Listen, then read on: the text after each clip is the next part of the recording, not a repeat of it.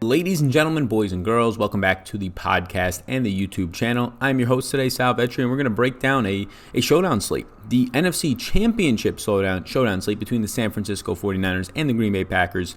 San Fran 49ers come in as 7-point home favorites in San Francisco in SF if you are a local for this one. And before we get into it, please do hit that subscribe button, getting closer to 19,000 subscribers. Thank you all so much. Check out my Patreon exclusive content, not only for the rest of the NFL season, but there will be content for the XFL. Yes, I am very excited to do that. Have some things in the works for the XFL, as well as continuing to do NBA daily, as well as PGA on a weekly basis. So you can check all that out. I'm an independent content creator here, so if it is your first time introduced to me, you get any value from this video, check out what else I have to offer, as well as hitting that subscribe button over on the podcast, How Those Ears Doing, but also here as I'm waving to you on the YouTube channel. Thank you all so much. Finally, I will call out that once up, linked above, if you've been here before. Once again, we're going to be sponsored by Drafters.com. It is an online snake draft format, Drafters.com. It's fun. I have a ton of fun over there. The tournaments seem very straightforward to me. They seem very quick to get into on these snake drafts, 5 to 10 minutes on some of them. I've been playing on NBA on a daily basis, so be sure to check out Drafters.com. You could use the promo code SAL100, SAL100, to get a 100% deposit bonus up to $50. You want to put $5 in, want to put $10 in, try it out. Use that promo code. You'll end up getting double what you expect to put in and be able to play that, roll it over a certain amount of times before you can take it out, of course. But be sure to check it out. I do really do enjoy them. Longest sponsor that I've had on this YouTube channel. A bunch of really cool guys over there with a new format that now that there's no draft.com, no play draft, seems like the next best alternative in my opinion. Those are all the plugs. So thank you for being here. Let's get into this showdown slate. So really just starting at the top on injury news, George Kittle has been limited in practice really did not practice, limited in practice before last week's game, has not practiced yet as I record this on Friday morning, so I didn't see anything on his practice status. He did not practice Wednesday and or Thursday, so be sure to just track that. Obviously, that changes this slate a ton. It changes this game a ton, as that is, in my opinion, the number one mismatch in the entire game on either side of the ball is George Kittle, that number one rated overall tight end, against a bottom three Packers team. So in terms of guarding tight ends, and have struggled all season, including to George Kittle, allowing 6 catches over 100 yards and a touchdown on very limited pass attempts from Jimmy G in the blowout victory that has been well documented this week in Week 12 against the Packers when they met in the regular season.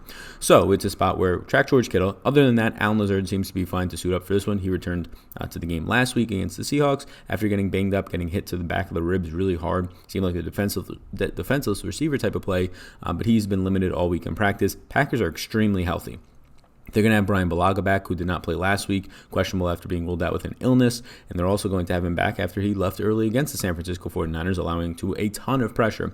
A lot of people forget that. He's one of the better tackles in the entire league, so when he's going to be out there, it's going to help a lot with stopping down the Nick Bosa-led San Francisco 49ers defensive line. Outside of that, San Francisco, just Kittle, Packers, just Lazard, all systems go. I will point out that D Ford, the defensive lineman for the San Francisco 49ers, only played 22 snaps last week as expected. He played on just pass rush snaps. He is still going to be limited as he works his way back from injury, but he will be out there. Regardless of that, there's no major news. Let's get into this. I have right now 13 players that I have of interest. If you're just playing a few lineups, this is sort of right now where I'm at as of Friday recording this. Obviously, if you're playing a lot more, get more in there. And if you just disagree with me, that's completely fine as well. George Kittle is by far my favorite play on the slate. If he does indeed suit up at $9,400, he's like $1,000 too cheap. Look, the Packers really do struggle against tight ends. He is the number one overall graded tight end. Again, he went for 129 and a touchdown against Green Bay in Week 12. And everybody has gone really well against them. Just track the injury status here. In my opinion, very good matchup he's going to have against the Packers rookie Darnell Savage, who first-round pick for them, has been very good when healthy this year. The issue is he has been battling some ailments as the season has gone on, and he's a rookie against the number one tight end in the league, so it's going to be an issue for him. Devontae Adams, I struggled to put him as a yes or a maybe. I ended up putting him as a yes. Look, he's 11-4. That's the only reason I would put him as a maybe.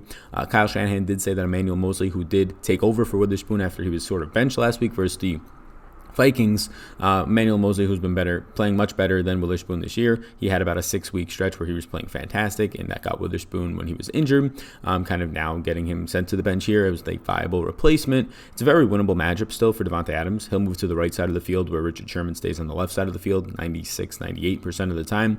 So he'll see a lot of Mosley. He'll be moved into the slot and have an even better matchup against Kwan Williams for Adams' skill set. So I do have Adams projected for 12 targets here. You saw in Week 12 what they did. They let him catch the ball 7 times, only 40 yards and a touchdown. They said everything is going to stay in front of you. We are going to double team you. That is the concern for Adams. So as I'm talking, I very much want to make him a maybe instead of a surefire yes. but he will still see a lot of volume, and I imagine that the Packers are going to be scheming this whole entire week, literally to get Devontae Adams open, and there were some beautiful plays called up by this Packers offense. Matt LaFleur, head coach, being the creator of some of these plays, a fake cross in the sluggo routes. Just go watch some of these things on Twitter. Absolutely insane. When you have Devontae Adams, who I think is the top 3, if not the best route runner in the league, running these routes, it's going to be very crisp and very good for him. Jimmy G is also very close to a maybe or a yes. End up putting him as a yes because he's only $8,200. He is right now almost $2,000 cheaper than Aaron Rodgers. I think the only way the Packers win the game is through Devontae Adams, but also limited pass attempts, win on defense, win the turnover battle as usual. Right there.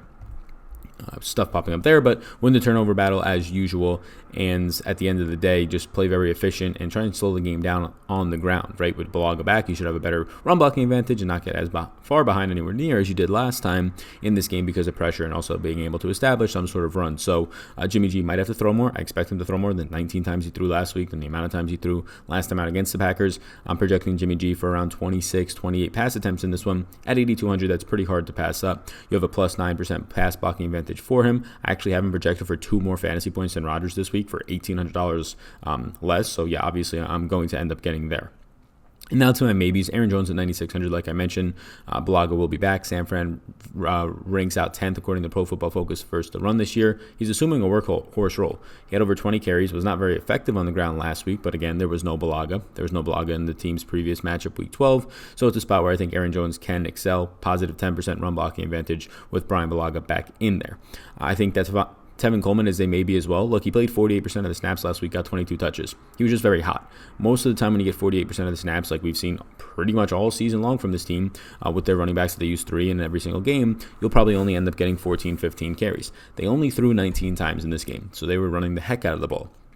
8 touches for Breida, 12 touches for Mostert. They ended up running 42 times with just their 3 primary backs last week. So it's a spot where in this week, I think that the game script, the way it plays out, you get Coleman for 15 or 16 touches, and at 8,800, that seems very expensive because I think Mostert still sees 10 to 12 touches. I'd rather just take the price savings. I do think Coleman's surely in play if you're going to give him 15 touches on a 1-game showdown slate, but it is something to keep in mind that don't expect 20-plus touches when a guy's touching on the field for less than 50% of the snaps. They were just very much in we're going to run the ball nonstop mode, and I think they're going to have to throw more than 19 times this week, just based on pure odds of how often that actually happens.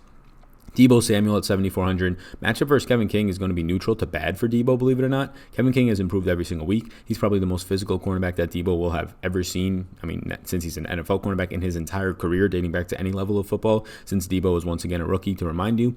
So $7,400, it doesn't really do anything wonders for me.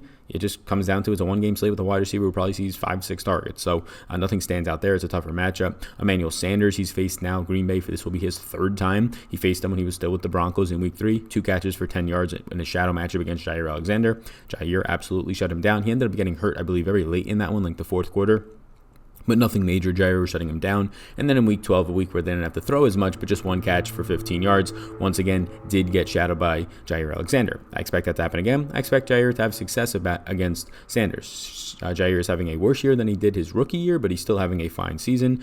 Between Sanders and Deebo Samuel, I would prefer Deebo for an extra $600 just due to more big play upside on the outside. I think it's going to be a tougher individual matchup for Sanders. Raheem Mostert, I do prefer to Tevin Coleman for right now you're getting a $2,600 or $2,400 discount. Look, I think Mostert sees 10 to 12 touches. I think you get Coleman around 15. That's a decent enough price savings against the Packers right now. 26 strength run defense that I'll end up getting there and feeling okay about it. Did play close to 40% of the snaps last week.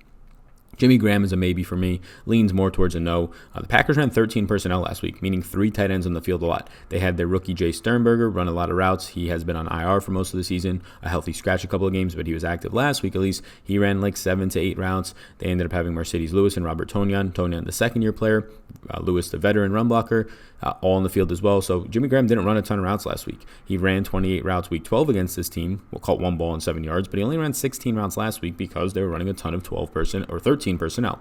Had 3 catches for 49 yards last week. I think more times than not, I lean not to get Jimmy Graham at this price point.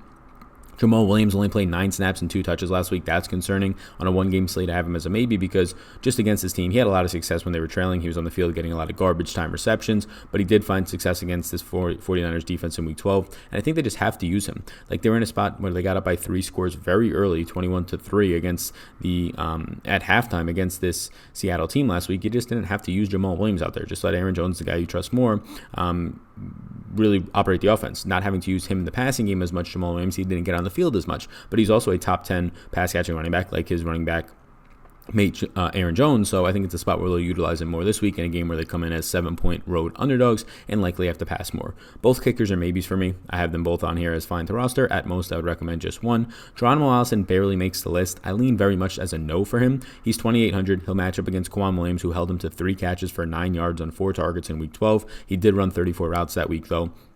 But he has a little upside, especially if Green Bay is going to run 12 personnel or 13 personnel out there a lot more, so either 2 tight ends or 3. I think they'll end up doing that. They had a lot of creative plays with Devontae Adams out of that formation, as well as their running back plays. So they also led in that game, so it was easier to do that, right, and convince the team that you might not throw or you might not run in this spot. Whereas if you're trailing and running 13 personnel, it doesn't make a lot of sense to only have one wide receiver on the field, right? So it'll end up being a game flow thing, but Allison at 2,800 at least is in play for me for a 4 or 5 target game. Just a brutal matchup for him. I have Aaron Rodgers as a no on this. I think, once again, they were only implied for 19 points, the lowest out of the 4 teams on the entire championship weekend. It's a spot where I think Rodgers is going to try and throw like 35 times, which is more than his average of 33 this season. But the problem here is you're facing the number 1 secondary, a top 5 pass rush. I think they will have a positive offensive line advantage. They do this week, one of the best on the slate for pass protection, because that's how good this Packers line is when fully healthy. And again, for like the 10th time, Bulaga will be in for the Packers this week at right tackle. So it's a spot where Rodgers will have time, but it's a pricing thing. He's 10,000. I don't think he outscores Jimmy G this week, and even if he does, it's not by enough to make up for the price. Kendrick Bourne at 6,000 seems overpriced. He'll run 18 routes. He ran 17 the last time out that he faced Green Bay. He'll run them all out of the slot. I don't know how many routes they'll actually end up running. I have him projected for 18, but for 6,000, 18 routes is just wildly expensive for a guy who's really going to run slot routes against Tramon Williams, who's allowing less than 20 yards and 2 receptions per game, and man coverage in the slot this year has just been stout. Allen Lazard at 5,600, no thank you. I think he runs somewhere around 25 or 30 routes on the outside, but it's all pretty much going to be against Richard Sherman, so I will pass on that. 49ers D is close to a maybe for me, but at 5K, I'll pass. They're not going to get as much pressure with the Packers offensive line now healthier than the Week 12 matchup. It's a spot where I think the game is slowed down here. Rodgers doesn't make mistakes, 4 turnovers on the entire season, and 2 of those were deflections off of his own teammates, so it's not a spot that I think the 49ers defense is worth paying $5,000 for. Packers defense at 3,400, they have just as good of a pass rush, but the 49ers now healthy on their line as well. It's going to be hard to get to somebody like Jimmy G, although he is sort of a statue in the pocket as opposed to Russell Wilson, who they sacked 5 times last week. And if that was anybody else, it probably would have been 10 times because of the mobility and the magician that Wilson is. So if you're going to play a defense, I don't really like either, but I would go to the Packers. But it's weird because I don't want to recommend that. It's just a price thing, but a 7-point road underdog is not the best defense to target, but they do have an elite pass rush. MVS, even with Allen Lazard leaving the game last week for a rib injury and then coming back, but MVS still only played 3 snaps, and when he does play, he'll face Sherman, so no thank you. It does make sense for them to try and get MVS on the field to stretch the field. They just don't have anybody who can do that. Adams obviously can, but not in the same way that MVS can as just a burner. He just has not been playing well, dropping passes and not getting any separation.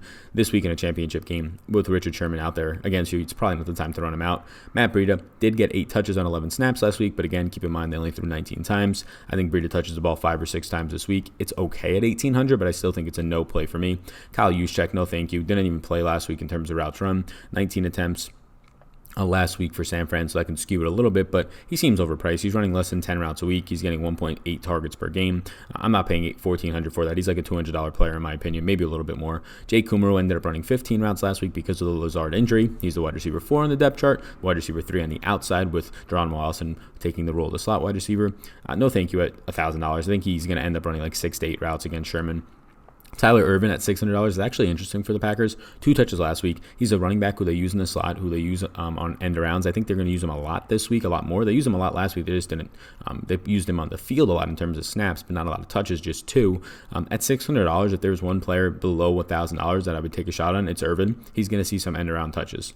Mercedes Lewis, Jay Sternberger, and Robert Tonyan, the Packers, 3 tight ends at $200. If you're going to take a shot on any, just make sure he's active. Jay Sternberger actually ran routes last week, which Tonyan and Mercedes Lewis did not. I think Sternberger probably sees 6 to 8 routes run here, maybe a little bit more than that depending on what type of formations they use. So thank you for tuning into the showdown video between the San Francisco 49ers and the Green Bay Packers. A couple $100,000 to first. If you made it all the way through, please do hit that subscribe button on the podcast, as well as leave a 5-star rating and review. And also hit the subscribe button here over on YouTube. Helps me out a ton. Follow me on Twitter at SalVetryDFS. Talk to me over there if you want to reach out with any questions in the DMs. Same thing for Instagram at SalVetry. You can check all of that out. And lastly, Sal100 is a promo code for drafters.com. You can get that linked up down below, and you can check out Drafters if you want a 100% deposit match up to $50. So is my Patreon exclusive content down there. Thank you so much once again. You all rock. Peace out, gang. Thanks for tuning in, and I hope you enjoyed that video. Above my head, if you're not already subscribed to this channel, I do ask you if you can please hit that subscribe button. Helps me out a good amount to reach more people. You can also follow me on Twitter. That's over there. Right in the corner is my @SalVetryDFS Twitter. And then above, you'll find my Patreon link. You can click on that if you want more exclusive content for me. Or a video is going to pop up, so why don't you check that one out as well. I think it's going to be beneficial for you. Thank you so much again for tuning in, and I hope you have a fantastic rest of your day.